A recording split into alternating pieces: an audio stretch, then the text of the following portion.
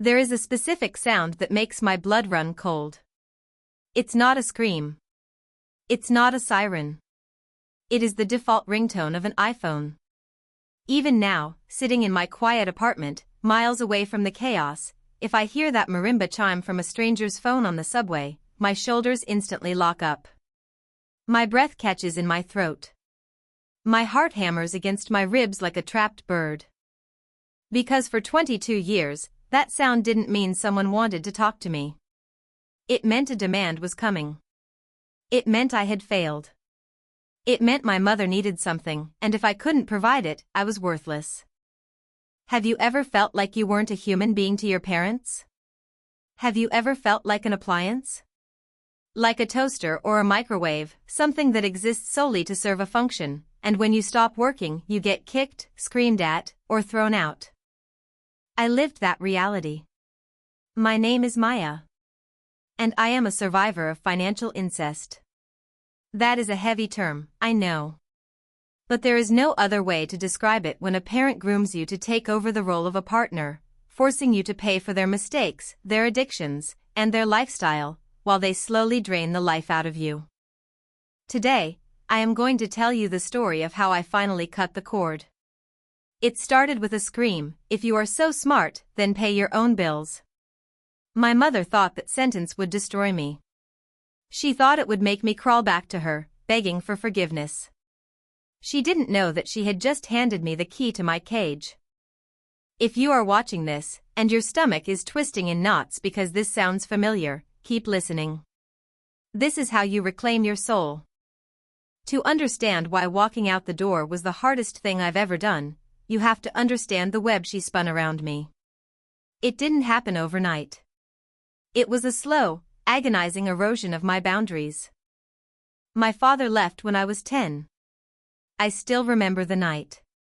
It was raining, cliché, I know, but I remember the smell of wet pavement and the sound of the front door slamming.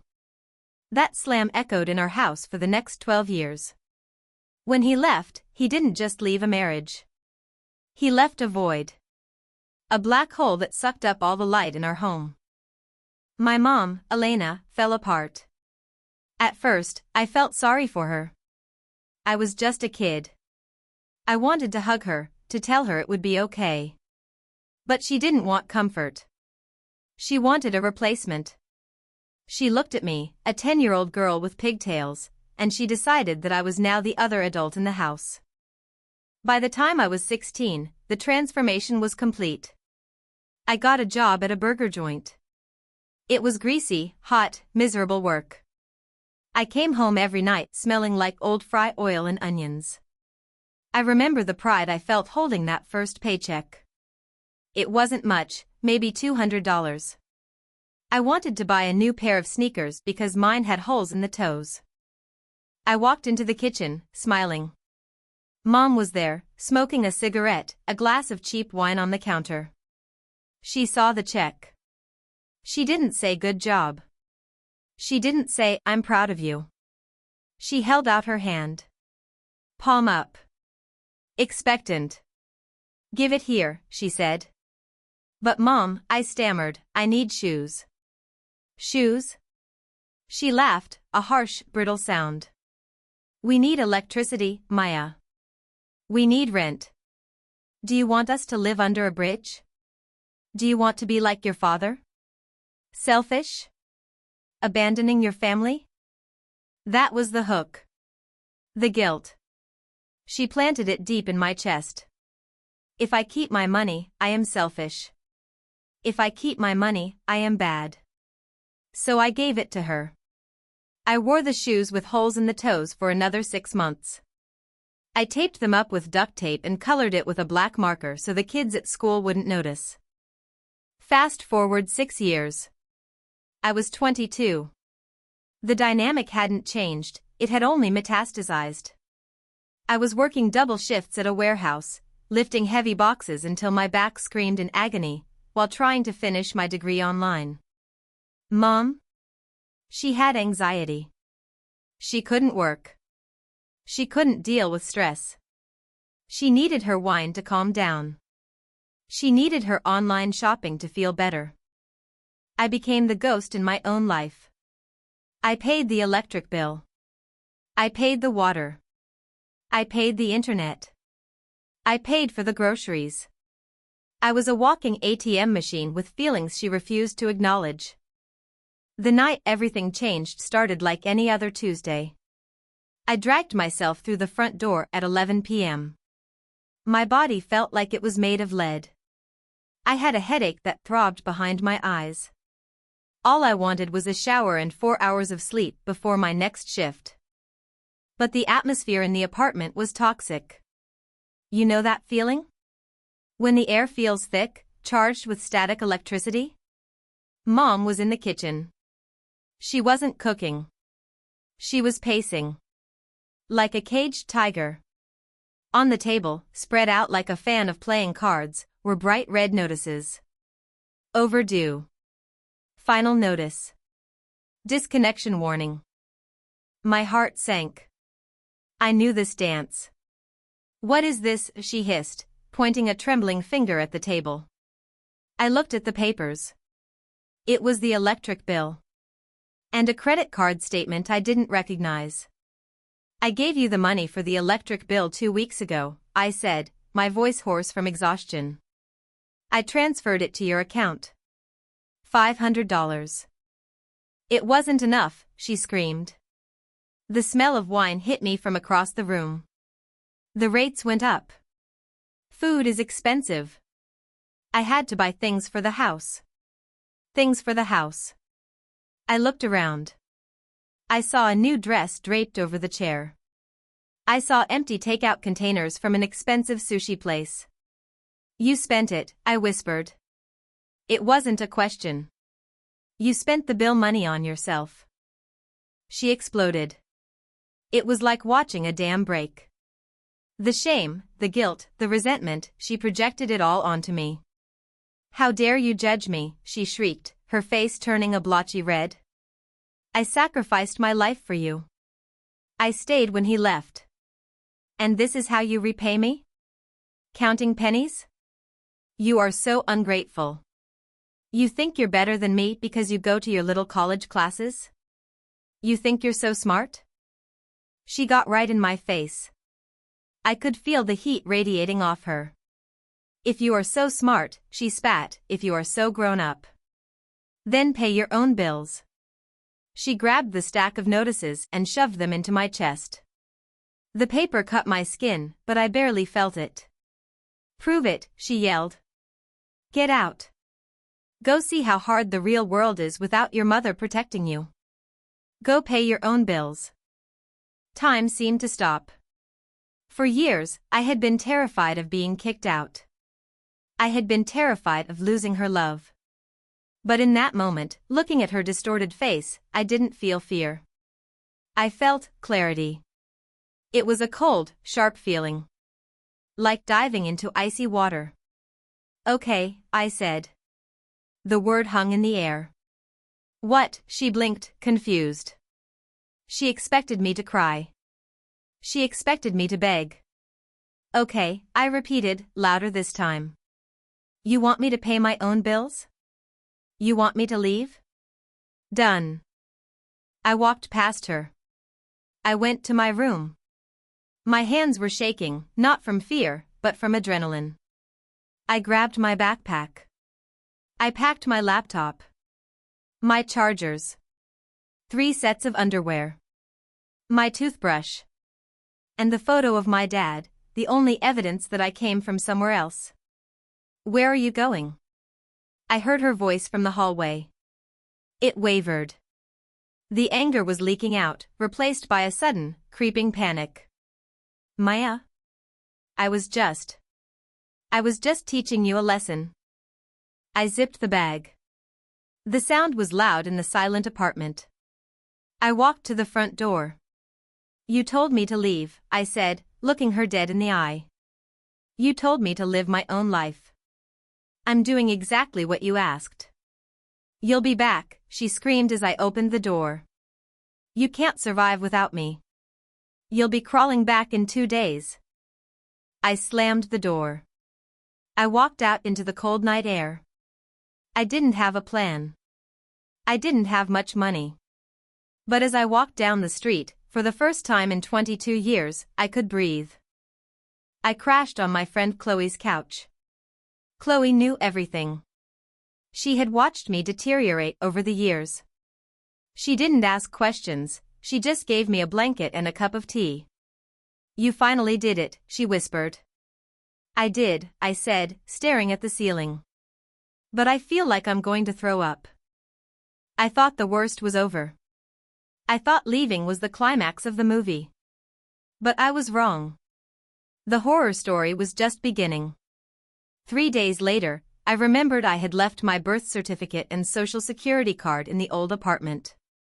I needed them to rent a room. I waited until I knew Mom would be at her bingo game. I still had my key. I crept into the apartment. It smelled stale. Dirty dishes were piled in the sink. It felt like a graveyard of my childhood. I went to the drawer where we kept important papers. I found my documents. But underneath them, I found something else. A thick stack of envelopes. All addressed to me. Man Gwyn. But they weren't from friends. They were from banks. Capital One. Chase. American Express. A personal loan company. My hands started to tremble so violently I dropped the letters. I sat on the floor, surrounded by them. I ripped one open. Final notice. Balance due, $4,500.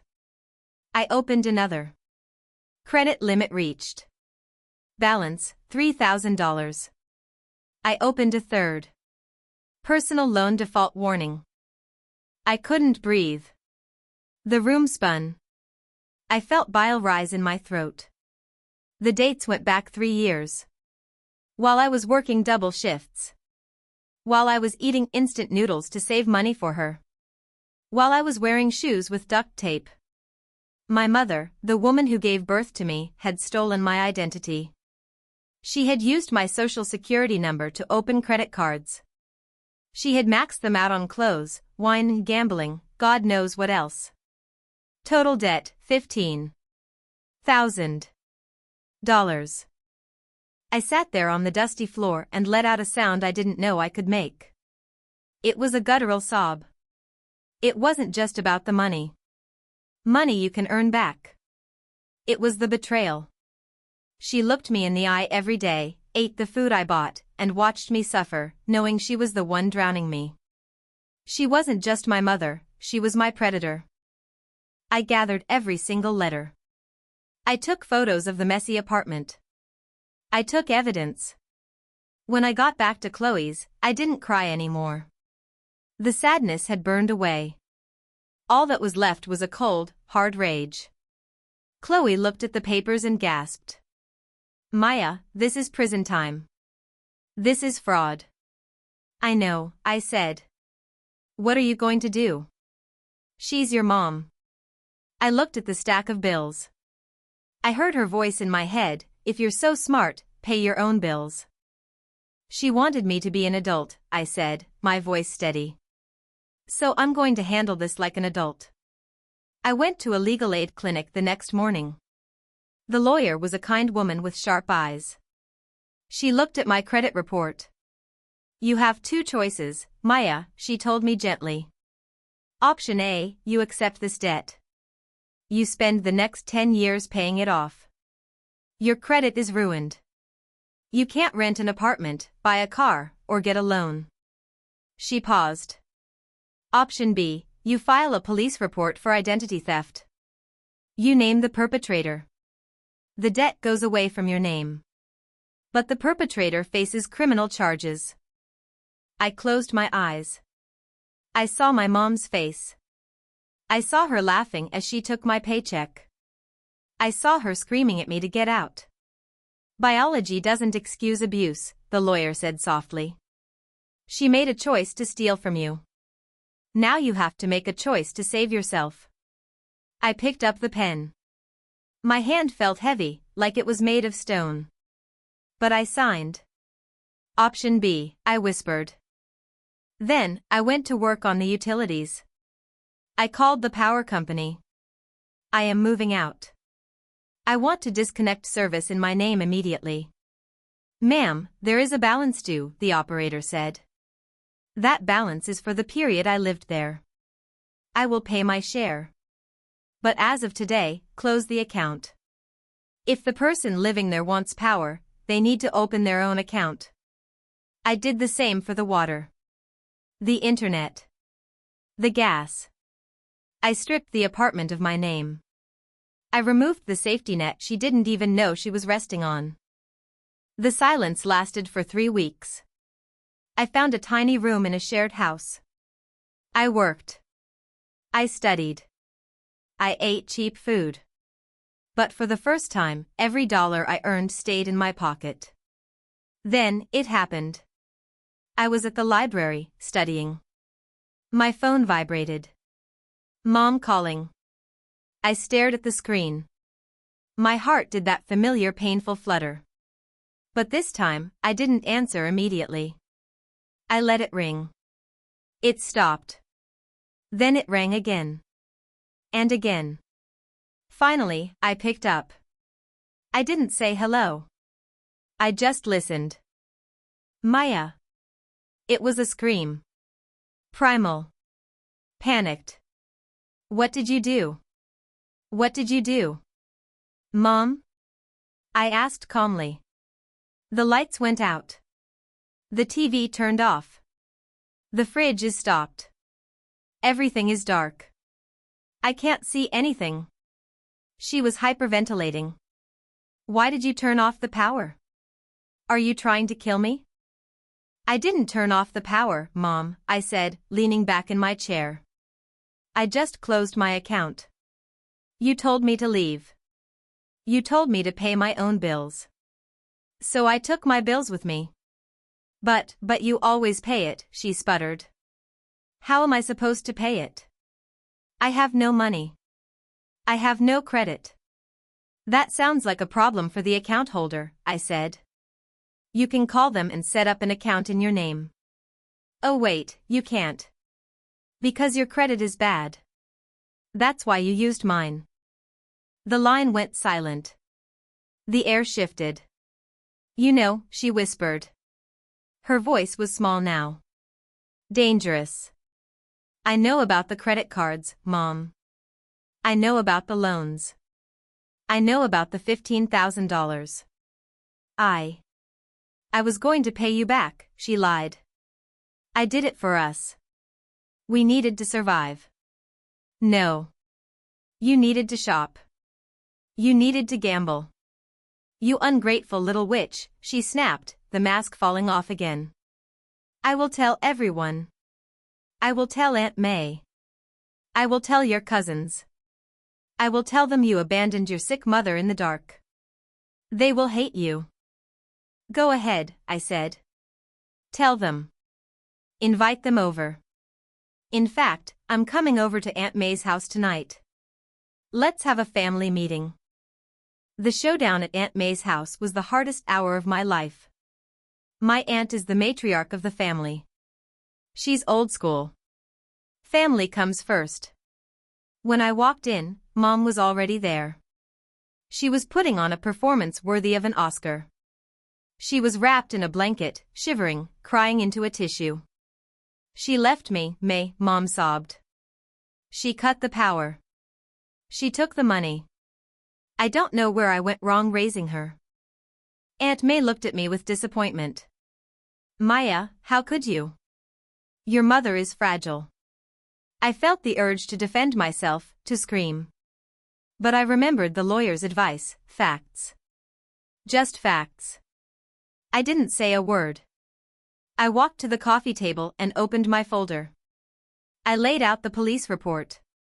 The fraud affidavit. The credit card statements showing charges at casinos and luxury boutiques. What is this? Aunt May asked, picking up a paper. Look at the dates, Auntie, I said softly. Look at the signatures. That's not my handwriting. That's Mom's. Mom stopped crying. She stared at the papers like they were venomous snakes. She's lying. Mom shouted. She framed me. Stop it, Elena, Aunt May said. Her voice was low. She was reading the police report. Identity theft? Elena, you stole your daughter's identity? I fed her. Mom screamed, standing up. I put a roof over her head. I am entitled to that money. I am her mother. You aren't entitled to destroy her future, Aunt May said, dropping the paper. She looked at her sister with a mixture of disgust and pity. You have been bleeding this girl dry. Then came the final blow. The doorbell rang. It wasn't a guest. It was the landlord of our apartment building. He looked uncomfortable. I'm sorry to interrupt, he said, holding a clipboard. I couldn't reach anyone at the apartment. The power is off, and no one is answering. He looked at my mom. Elena, since Maya removed herself from the lease last month, you were required to provide proof of income to maintain the apartment alone. You didn't. And rent is 2 months behind. He handed her a white envelope. This is an eviction notice. You have 72 hours to vacate. The room went dead silent. My mom looked at the paper. Then she looked at me. Her eyes were wide, terrified voids. The reality was finally crashing down. The illusion she had built, that she was the victim, that I was the villain, that everything would just magically work out, was shattered. Maya, she whimpered. She reached out a hand. Baby, please. Fix this. I'll be good. I promise. Just pay the rent. Just sign the lease. Don't let them take my home. It would have been so easy to say yes. It would have been so easy to take out my wallet, to make the fear go away. That was my programming. Fix it. Save her. I looked at her hand. Then I looked at my shaking hands. I thought of the girl with duct-taped shoes. I can't fix this, Mom, I said, tears finally spilling over. I'm not your husband. I'm not your parent. I'm your daughter.